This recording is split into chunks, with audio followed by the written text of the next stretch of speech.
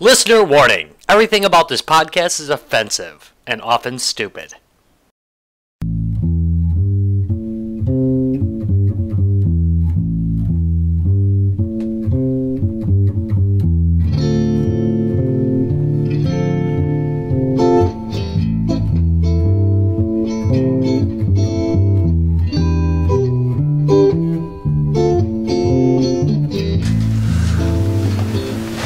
Live from the G2B Tower, just eclipsing the entire city of downtown Racine, it's a Guys, Games, and Beer podcast. Yay! Today we've got our special guest, and he is... Chris Chung. Yeah, and he is with... Myself? Yeah. Your company, Chris. Your company. Chris, Yeah, have you been himself. drinking? I technically have a company for logistical purposes, but I think it's just me. Okay, just you. Are you an LLC? Yes. Oh, good. So you can trash places then when you go out. Okay, so what is Chris's thing? Well, it is Catlateral Damage, which is a game I first ran into, I think, 2 years ago before BFIG, or was it last year before BFIG? All right. I think we were at BFIG last year. Yeah. All right. Yeah. It's super, super exciting. Yeah, I like the The concept. trip that keeps paying off. We'll get into that in a minute because I'm going to start rattling on. Yes, we will. But before we start rattling on, we got something weird today. We are actually going to class up this whole G2B thing. And it's Larry's fault we are classing this up. All right, Larry, go ahead. So I was visiting New York, the state of New York, and we went to a Thousand Island winery, and You can keep talking. and I tried this wine. I was doing various wine tasting, and I tried this wine, and I went, "Wow, that tastes kind of like an IPA." And the guy said to me, "Yes, we call that our beer wine." And it's a German wine, which I can't pronounce, so what is it? And Rob's going to totally mispronounce it. Yeah, let's hand it to somebody else who can't pronounce it. It's Gewurztraminer. Yeah, I think that sounds right. Sounds right. Close enough. And I'm not German, so... Gewurztraminer, yeah? Yeah, That's I what think All it that- is. right. So I thought I'll bring it back to the guys and see if they agree if this kind of tastes like a beer wine. So I got to tell you, it does not. It smells like wine. All right, I'm gonna read the description off the back here. It says, All right. This enchanting Germanic wine will captivate your senses with its bouquet of rose petals and tropical fruit aroma, followed by its balanced palate of mango and apricot. This grape varietal is famous for its delicate spiciness and is ideal match for pork dishes or seared tuna. Okay, stop. Totally sounds like wine. Where the hell did they get a beer wine out of there?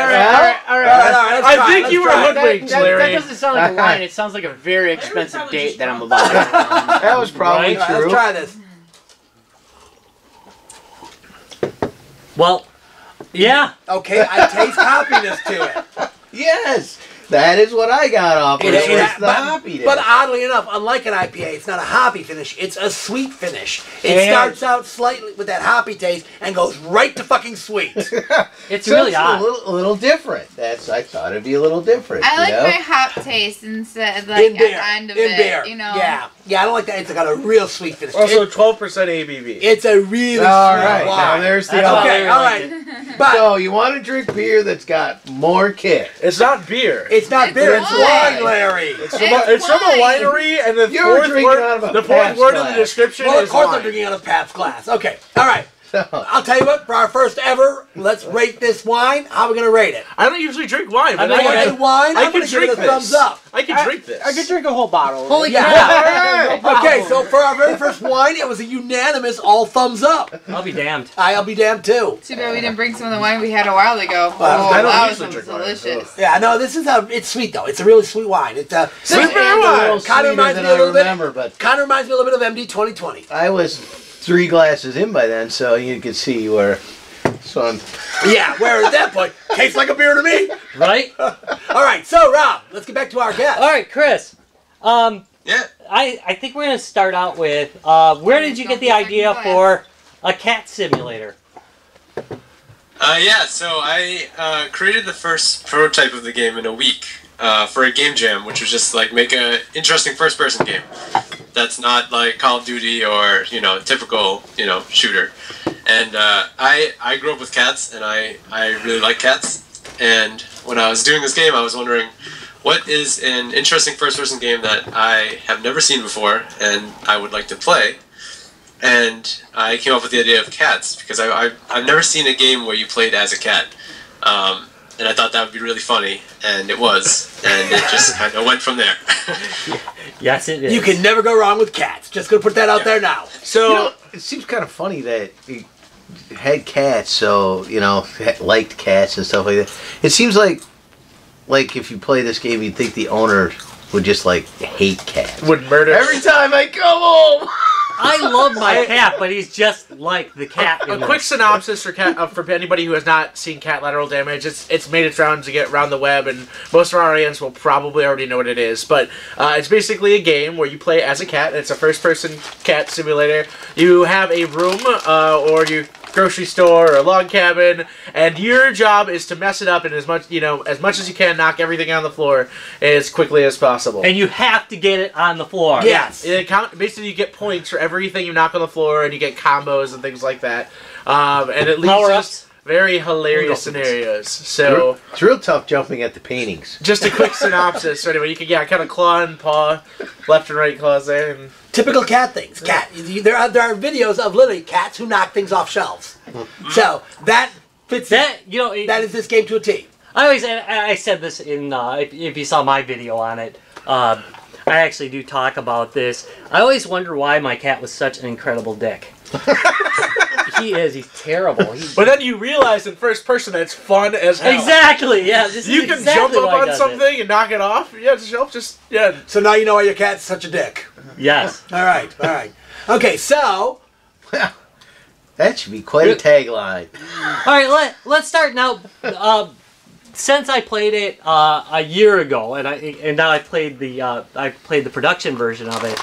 Quite a bit has changed. As I recall, wasn't there early on? I believe there was a mechanic where you would hold the button longer to jump farther. Yeah, so the jump mechanic kind of went through a few different iterations. On the very first prototype, it was just like a really high floaty jump. Because cats can jump really high, so that's kind of where I was just like, well, I'll just make the cat jump really high. But you didn't really have any control over it. So I kind of reduced it a little bit, so it was kind of like a normal FPS jump. And that was kind of okay, but you still didn't have a lot of control. And then I came up with this idea where if you look up with the camera, then you'll jump a little bit higher. Sort of like when a cat's trying to jump up on a high piece of furniture, they'll look up first and then kind of jump towards it. And that worked pretty well. But then I added kind of a typical Mario jump type thing, where if you let go of the button halfway through the jump, you'll stop. So that kind of with the looking higher to jump higher is kind of the final jump, where you can kind of tap the button to jump, kind of like short hop, or you can hold it longer to do a higher jump. And if you look up while you're jumping, you'll jump a little bit higher. I found I could jump way further than I thought I would be able to. How about with the power up? You can really fly with that power up. I can't make it to that. I look at it, I'm like, I can't make it to that. Gave it a try, and there I was.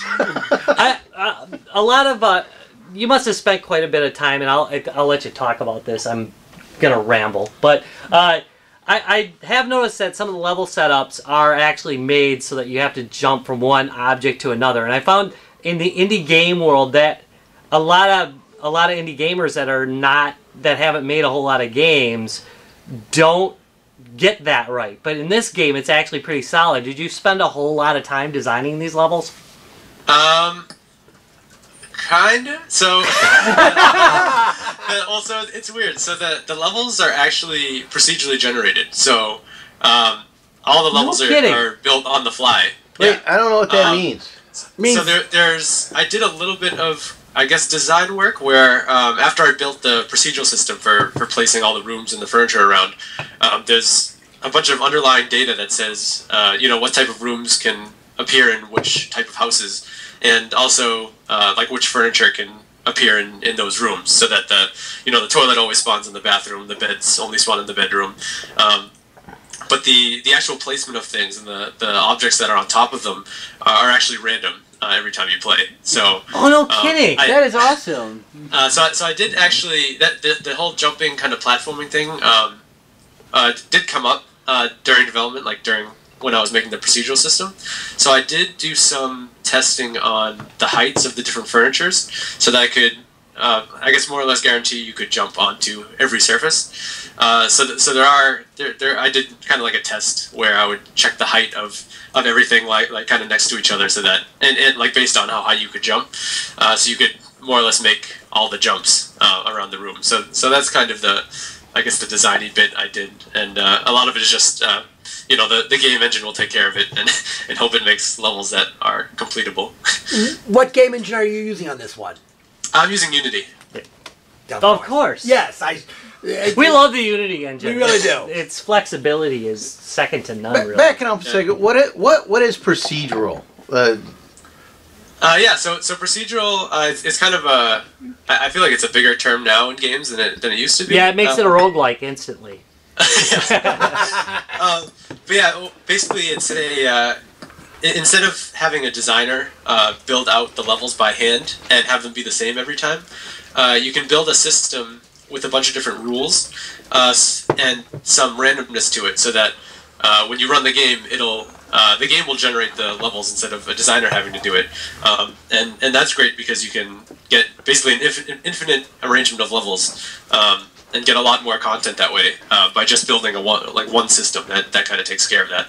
And then you just build rules of how the auto generation can happen. Yep.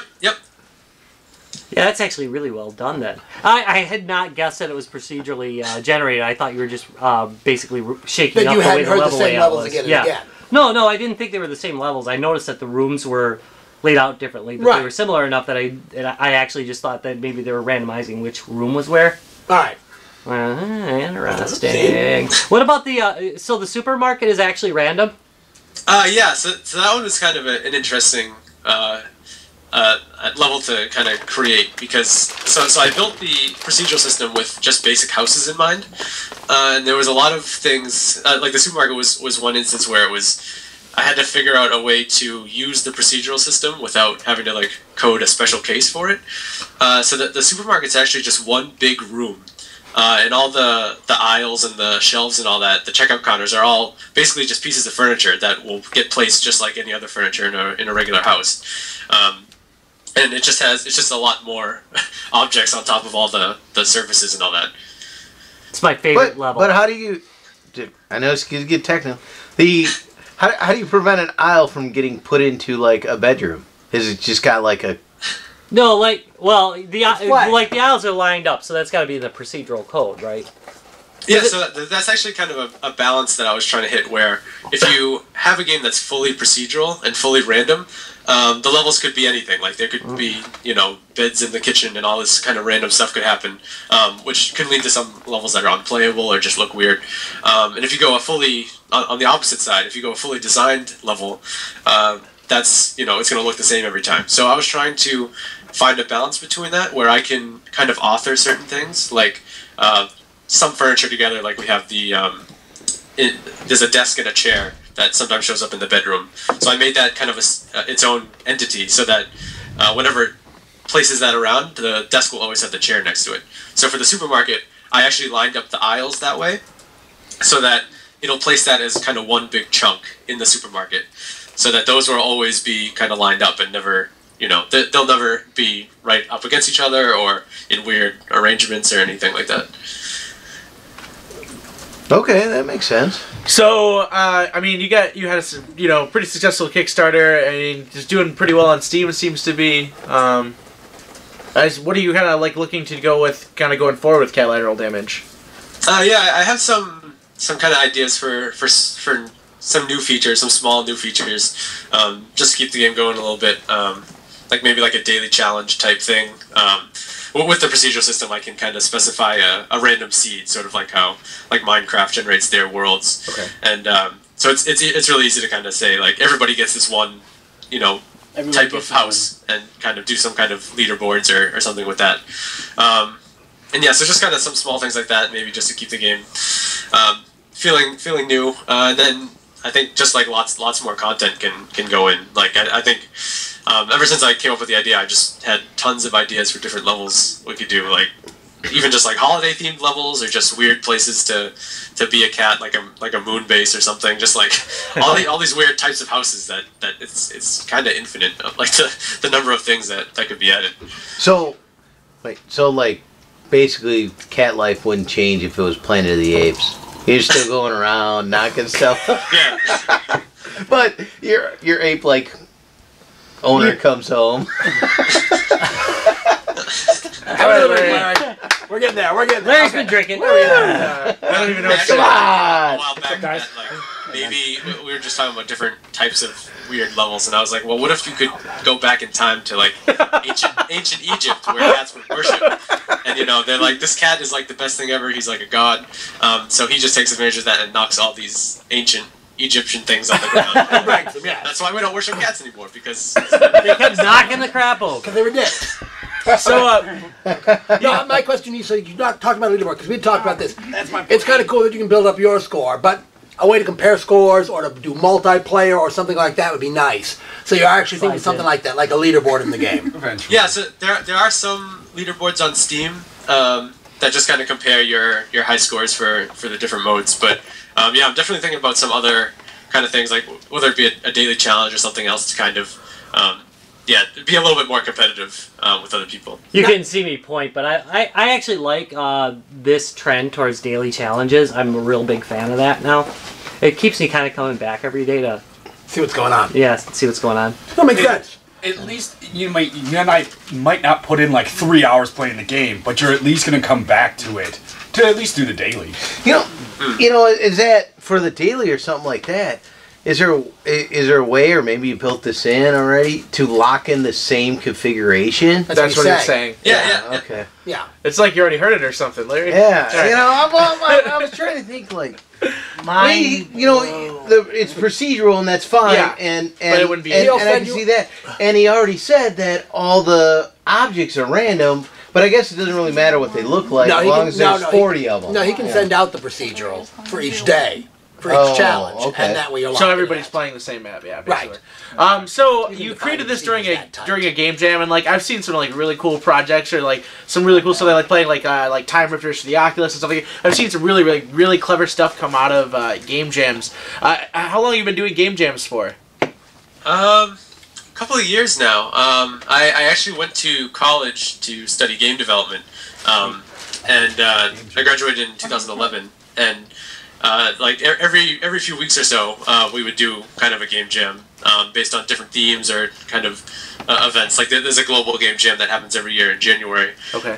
So yeah, I've been doing them every now and then, and I really like them just because they're, no matter what you're working on, you can just take a weekend away from that and do something completely different. And at the end of that, it doesn't really matter. It's just you try to have something finished, something new that you wouldn't normally work on. So it's cool to just kind of, I don't know, I feel like I have some kind of ADD or something, so I like to like jump around to different projects. So Were there any like specific things that kind of came out of one of your game jams that you were like really proud of or really kind of appreciated besides Catlateral Damage? Not really. I think it's it's hard to do something that's really good in a short amount of time. Oh yeah, for sure. But so I think that when I go into a game jam, I'm really trying to just finish a project, just like see it all the way through, and not try to do too much or whatnot. So Now, I'm just trying to kind of put things together, make something that's playable, and then kind of move on from it. Go ahead, Ben. so I'm a total noob, and this game jam thing seems awesome, but is it a remote thing? Is it like you guys gather and it's like a LAN? It depends. There's a lot of different types. So the Global Game Jam every year is a kind of an on-site thing where you go to a place and there's 50, 100 people there, and you kind of form groups of people and work with those people in the same spot for the whole weekend.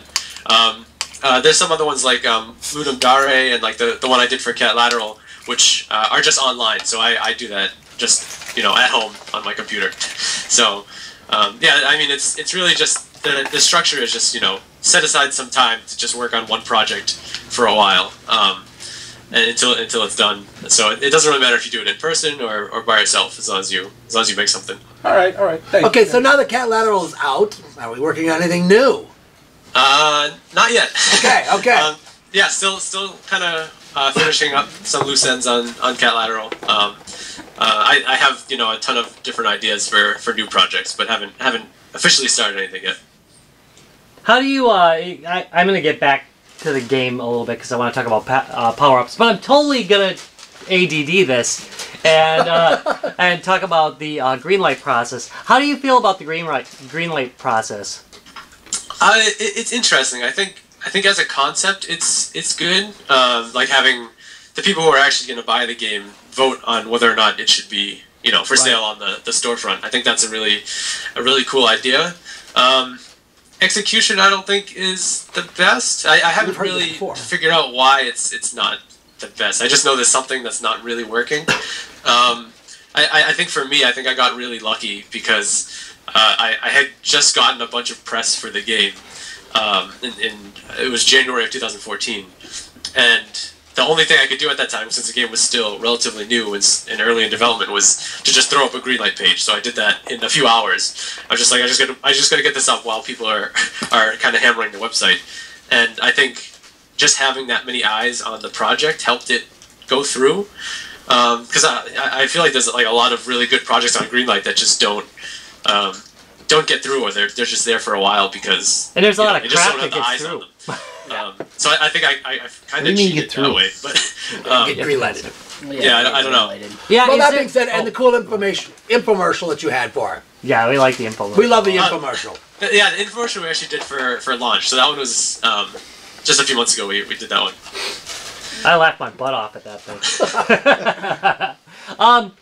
Now, the Greenlight process, I want to go through the basics of the Greenlight process because we have not gone through this at all on this podcast anyway. Is and I'm a Greenlight... curious. Yeah, good, I'm glad. Is Greenlight, like, do you have unlimited time to make your Greenlight?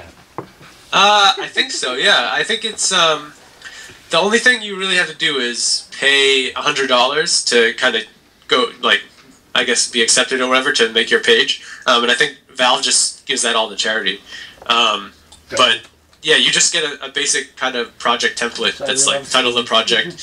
I think you need a video and a few screenshots, and then you just write, a block of text about the game, and then you can just kind of put it up there. It's all on a template type of thing? Yeah. It's pretty straightforward. Like I said, it only took me like an hour or so to kind of put it up. But yeah, they also have this kind of idea of game concepts and I guess like beta type games. Like they have two different sides of Greenlight, and I think they only really accept projects through the beta side. I think the concepts, I don't actually know what the point of the concepts side is. I think because you put it up there, people can vote for it, and I think that's good to see if people are interested, but then if they are, you have to move it over to the regular Greenlight page and get all those votes again, so it's kind of weird. Wait, so what? So you get greenlighted, so that's one phase. What's the successful greenlight? Steam.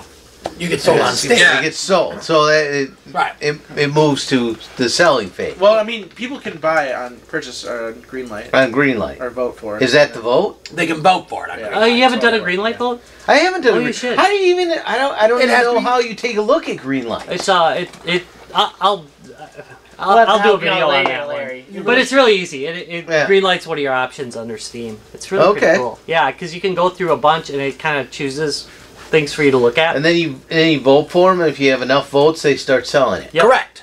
Okay, all right. Can you donate to the project in Greenlight? No. Or is it No. just No. No, it's just just to get it upload, up for sale on Steam. No, but once it's out, you can buy Aggressive it. word of mouth. That would be your donation. aggressive word? Yes, aggressive habitual word of mouth. Yes. Yes. That would be the Well, donation. they added the what do you call it? Where basically you could recommend games Right. as a list. I'm trying to remember the name of that. I know it. We just started doing it with Guys Games. Can you and Beer. recommend it aggressively? Yes, All right. aggressively recommend it. Okay, so Well, I have a question too with about you have a nice press and stuff like that, but how did it feel when some of the bigger YouTube stars started playing your game and were like, oh, this is pretty fun. they started enjoying it and stuff like that. How did that make you feel? That was pretty awesome. I mean, like, it was kind of weird because when I was, studying games and just kind of, trying to get into the industry or whatever, like, at least with indie games, a lot of people were saying, like, no one really cares about your idea. You have to kind of put it in people's faces and, like, the press and all that. You have to kind of keep showing it to people so that they may pick it up. And for this game, I didn't really do any of that. It just kind of, I was putting it up online, but not really doing any aggressive marketing of it. And people just started picking it up one by one, and then it was on like all these gaming sites, and then big YouTubers are picking up, and I was like, I had no idea how that happened. It just kind of took itself. That's just pretty awesome though when that. Yeah, the reviews are overwhelming. The thing is like when you release something on the internet and it pertains to cats, people at least kind of. You got a point there. The internet is the place for cats. You have the right crowd already, so good start already. We need more cat games. I did well. Now this was a monkey. I was watching a monkey play with a cat for like hours the other day. Larry ate some weird mushrooms. I was gonna say, why can I see Larry doing this? This was in your backyard, wasn't it? It was great. It was like a spider monkey just like playing with a cat, and cat was doing what it does. Okay, so Chris, there's another idea for you. You can have monkeys in the game as well. Wow! I do have to say one of my favorite features of the release is like all the unlockable cats. You have like you can choose different cat models. Yeah. I think that's absolutely. Where did the cat models come from? So I'm collaborating with another indie studio called Firehose Games, and they're local to me here in Boston, and one of their artists helped make the models and the animations for that, but the actual cats themselves came from our Kickstarter. We had a bunch of people back to get their cat as a playable character in the game. That's awesome. So you have multiple cats from Nice. Oh, Yeah, you do. awesome. Yeah, you switch. They've got a cat that looks like mine, so I But play that one. It's rotten. Really? Kind of brings me up with an idea of distractions in the game where like you're trying to knock everything down, but something's catching your eye and you constantly want to go. Actually, that's one of the things you really. Yeah, he's drunk. This is one of the things that you did add though. You've added these different. You've added different goals to the game. Yeah. There are these kind of random events that happen every now and then. Like there'll be a mouse that shows up, or like a laser pointer or whatever. Those are kind of like little distractions. That kind of I actually thought that added quite a bit to the game. That wasn't in the original game that I played. And then when I noticed it when you added it, and I was like, "Oh, that's pretty cool." I did run across an event. Damn laser! But it was more like, "Go get this right now," and so I was like, "Oh, okay, I went and got." There's Did you get the mouse? I didn't get the mouse. I know I have. I'm kind of slow. He seems to always be in the next room right next to you. Is that a thing? Does it purposely just put it in the room right next to you, or? It picks a random room that you're not in. Okay, yeah. Yeah, it almost always seems to be the first room I check, but go hunt. Well, you're lucky. All right, so power-ups. How did you... power-ups are one of those things where you have to kind of choose what power-ups you're going to put in, and how did you come up with your selection of power-ups? Specifically the shield. I actually ended up... on my video, I'm like, what the hell is the shield really doing? And then one of the guys who commented on the video said, what it does is it pushes crap aside.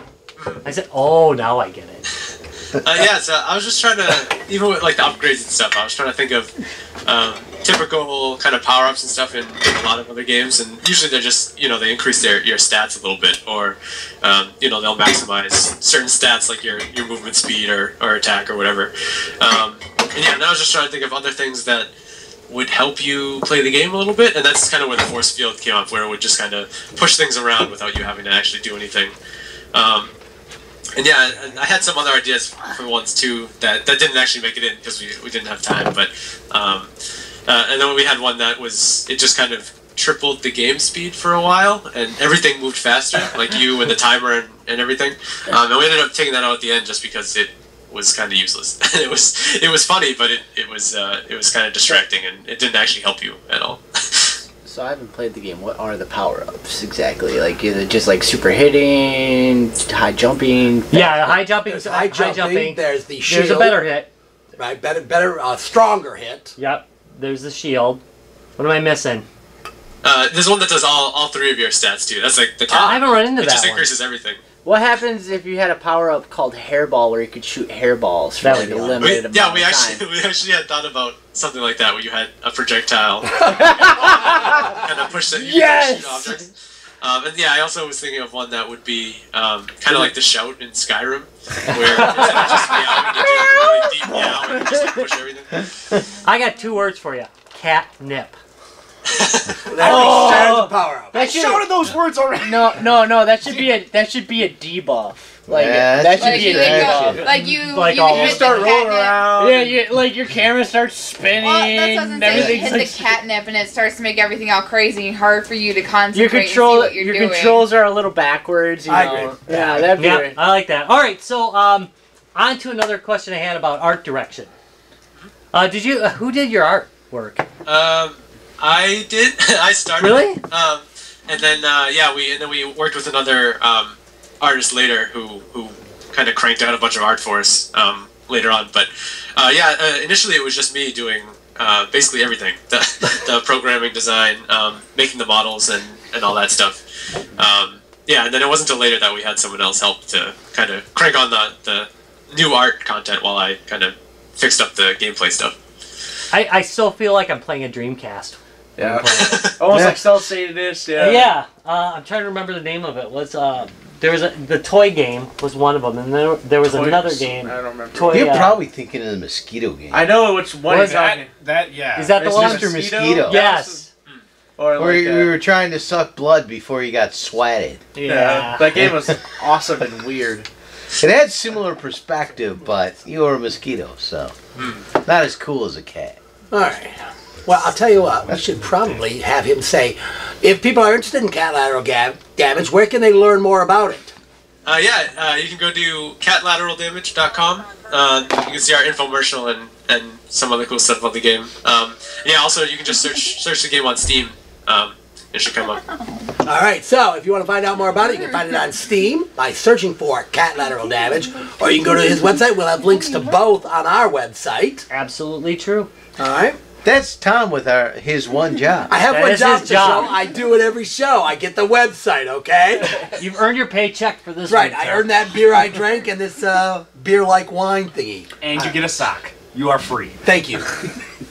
All right, so Rob, shall we wrap this up? I suppose. Anybody else? All right. I could talk for days. Sorry, no! Let's take us out. All right, well, thank you very much for coming on the show. Yeah, thank you. I want to thank everybody for watching the show or listening, which most of you do. You missed out on Hey, our check party us out on faces. YouTube. Yeah, you really should check us out. We're on good YouTube. looking. Oh, you're talking Larry's about- looking better and better every Good looking. day. Yeah, Ish. Larry's looking hot. That's www.youtube.com/guysgamesandbeer. If you would like to visit our website, all of our back issues that you can't get on iTunes or all those other sources, that is www.guysgamesandbeer.net. If you type .com, it'll work anyway. We do not have .beer yet, though. So. No. Working on it. It's been recommended. Also, if you would like to catch us out on Twitter, it is @GuysGamesBeer. There's no and in there. I'm Thanks, just so Twitter. tired to say Hey, it. there's some twitching too. Let's talk Twitch. That's Guys, Games, and Beer. We do all sorts of weird crap on Twitch.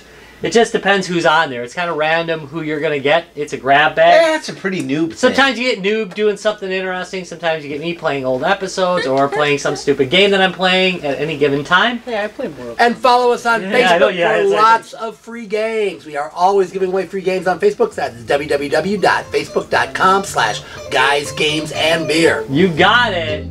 Again, thank you very much for watching. You can write to us by snail mail by... No, I'm just No, kidding. stop. All right. Thank you, Chris, for coming on the show tonight. Remember, people, Catlateral Damage. There'll be links to it on our show site. And of course, there will be a review by Larry. Yeah. Thank you, Chris. Bye, Chris. I have to take a poop.